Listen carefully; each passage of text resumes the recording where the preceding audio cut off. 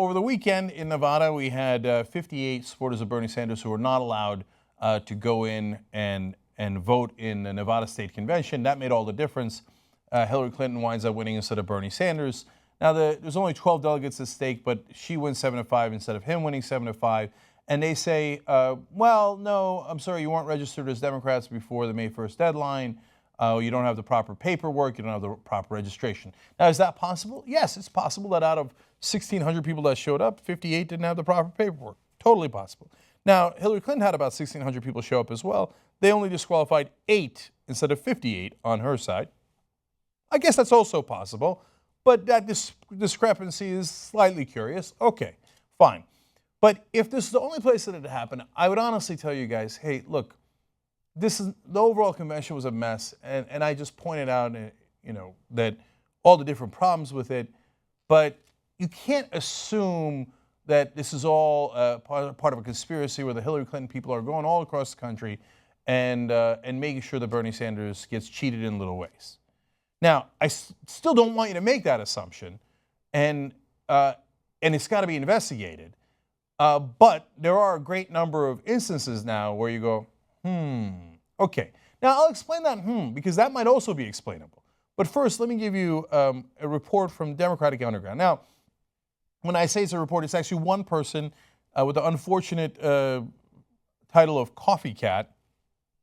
Now, I know that they probably picked that handle a long time ago, and they didn't know they were going to be in the middle of an important story about the elections. But I want to have you hear from that person about their experience in Iowa, because it might be relevant here to what we're seeing across the country. They write in, I'm a Bernie delegate from Iowa. I participated in our county convention, and I was gearing up to participate as a Bernie delegate in our district convention, which was held 2 weeks ago. Now, 3 days before the district convention, I get a phone call from a Bernie Sanders staff member. They were wondering why I was registered as a Republican in the state of Iowa.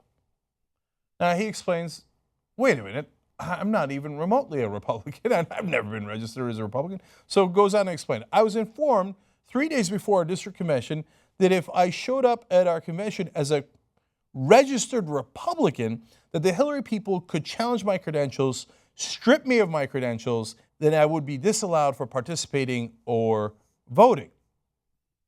And to be absolutely clear, he or she clarifies, fact, sometime between February 1st and May 1st, my voter registration switched from Democrat to Republican. And he explains, again, he or she explains, no, I never voted as a Republican. I never registered as a Republican. I definitely am registered as a Democrat and have been for years and years and years. In fact, I'm a Bernie delegate from this state. What in the world's going on? And he concludes by saying, I just learned that in Nevada, the 64 Bernie's delegates were stripped of their credentials. A Hillary supporter on Democratic Underground posted the official reason, because they weren't registered as Democratic voters by May 1st, 2016. They're right about that. That was the official reason given. And so they're basically pointing out, look, this happened in Iowa. Now it looks like it happened in Nevada. We know all the people who were purged from the voting rolls in Brooklyn and other places in New York. We know the governor of Rhode Island decided, oh, was this an interesting election? I don't think so. I'm going to close 2/3 of the voting booths across the state because it looks like Bernie Sanders is slated to win. And he wound up winning anyway, but maybe by a less margin. And we know the number of voting booths that have been restricted in Arizona and Wisconsin as well. So, look, if someone is actually actively switching people's registration to give Hillary Clinton an advantage, well, that's a pretty serious violation. So they should look into that in New York, where they are, in Iowa, in Nevada, wherever it might have happened, okay? Is it going to make an enormous difference overall in the race? Probably not. Does that mean you should let him get away with it? Hell no, right?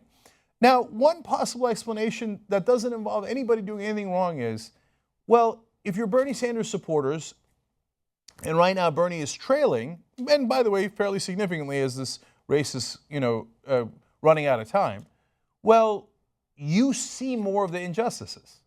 If your side is winning, maybe there's a whole bunch of those injustices, but who cares? I'm winning by 280 some odd delegates, so I'm going to win. I don't have time to chase down an injustice that happened against me in Hawaii or Washington or wherever it happened. So that's a plausible explanation. But all these people who are legitimately very angry about what happened to them, it's not the right move is not for all those states to go, whatever, I don't care, I don't care. No, the right move is you investigate and find out if it's true or not true. And if it's not true, that's great, because then it'll give us faith back in our democratic system. But you need to do some sort of investigation to figure that out, especially in Nevada, where it made a big difference. It made the difference between Hillary Clinton or Bernie Sanders winning. So, look, and the bottom line is, what do I think? Again, I don't know. You need to do the investigation. But I do know that power is more likely to favor itself. Okay, I'm not saying anything radical there. That's fairly obvious to everyone, right? So if almost everybody running these elections are Hillary Clinton surrogates, and overall, that's almost uniformly the case. Now, Bernie Sanders has some people in the Democratic Party supporting him, some superdelegates, but they are a tiny, tiny minority. The Democratic Party machine is clearly on Hillary Clinton's side.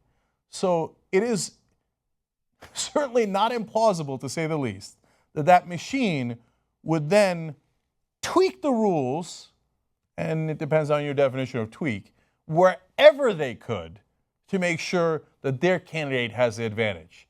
And then go, if you had played ball with power, then you would have power and you would get these advantages. But you want to change this system? Well, that's a no-go. We're going to have all the tweaks go against you. I find that to be a plausible theory, but you've got to look into it and find out if that's real or not, right? And then when you look at all of it together, just one last thing.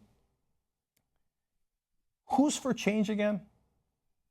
Now, are there any Hillary Clinton supporters really out there saying, no, Hillary Clinton would bring you bigger change? And that's why the entire power establishment is on her side? Because the people who got into power through this system don't like this system and can't wait to change it? Or do they love the status quo? And hence, if there's going to be any tweaks, is it going to be against the guy who's saying, I'm going to bring you real change and we're going to upset the status quo? It's not very surprising that the status quo would fight back, and we'll have to see if it was by any means necessary.